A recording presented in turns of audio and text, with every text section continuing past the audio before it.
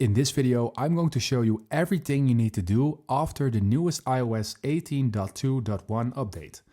So we're going to navigate to our settings, and from settings, we're going to click on General, and in General, we're going to click on Software Update.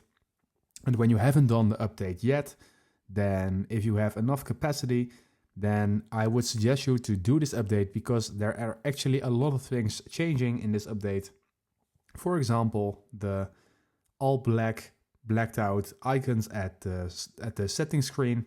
This was not available in the previous iOS. So this is already a huge upgrade. And there's also more optimization for Apple Intelligence in certain apps. So it is a really good update to do. But there are also a couple of things you need to do immediately after the update. And these are basically some checks. And the first check we're going to do is in our battery section. So we're going to click on battery. And in here you need to check your battery health, because when you are doing an update, then basically what Apple is doing, what iOS is doing, is it is recalibrating your capacity of your battery. And as you can see, in my case, it is 100% still because it is an iPhone 16 Pro. So it's one of the newest phones at the moment. But if you have an older device, I would suggest you to keep track of the changes in your battery health, because the battery health is changing after every update. So then it will be recalibrated. So if you see a change in this, then it has to do with the update, just basically the recalibration. So keep that in mind. So this is the first thing you need to do after the update. And the second thing is that we are going to our About section. And when you click on the About section in here at the top, you need to stay in the screen for about 10 seconds because this will allow you to do a carrier update.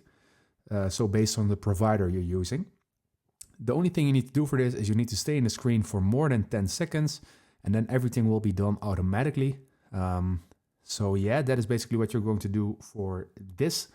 And I really advise you to do it because your carrier will probably go with the flow in terms of the new iOS updates. They will probably have something that is more optimized for the new iOS version. So it is really, it's really good to do this update as well. So staying 10 seconds in the About section and you are good to go. So that is basically about this section. And the next thing that you're going to do is you're going over to your App Store, and then you are going to your apps. And what you need to do then is you need to update all of your apps, because your apps are also optimized for the new iOS version. So it is really advisable and recommendable to update all of your apps that you have installed on your phone.